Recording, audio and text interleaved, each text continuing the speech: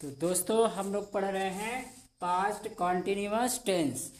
Past continuous tense की पहचान होती है वाक्य के अंत में रहा था, रही थी, रहे थे आदि शब्द आए तो वहाँ पास्ट कॉन्टिन्यूअस टेंस का प्रयोग करते हैं। अब इसमें आप लोग अफर्मेटिव देख चुके हो, निगेटिव खत्म हो गया ना। अब थर्ड नंबर पर हमारा आता है इंट्रोगेटिव सेंटेंस यानी प्रश्नवाचक वाक्य। तो इंट्रोगेटिव दो टाइप का, दो में से हमारा फर्स्ट टाइप है यस या नो टाइप। और यस या नो टाइप का मतलब है कि जब वाक्य क्या शब्द से शुरू हो। तो क्या से शुरू होता है, तो सबसे पहले हम सहायक क्रिया लिखेंगे वाज या वेयर, फिर सब्जेक्ट, अगर जरूरत है तो नॉट, फिर वर्ब का फोर्थ फॉर्म। फोर्थ फॉर्म मतलब आईएनजी फॉर्म, फिर ऑब्जेक्ट प्लस अदर।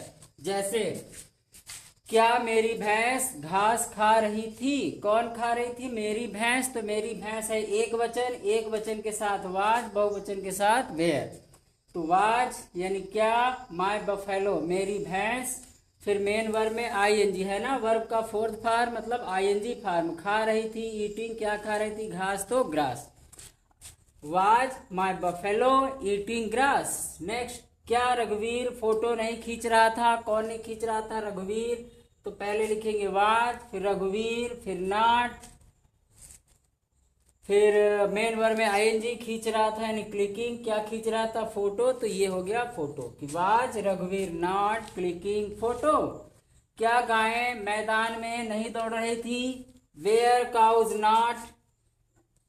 वेयर यानी गायें बहुवचन है, तो पहले सहायक क्रिया लगी वेयर, फिर गाय यानी काउज, और सब्जेक्ट के बाद लिखा जाता है नॉट, तो हो गया नॉट। फिर दौड़ रही थी, मेन वर्ब में आईएनजी, तो रनिंग, कहाँ, मैदान में, इन द फील्ड।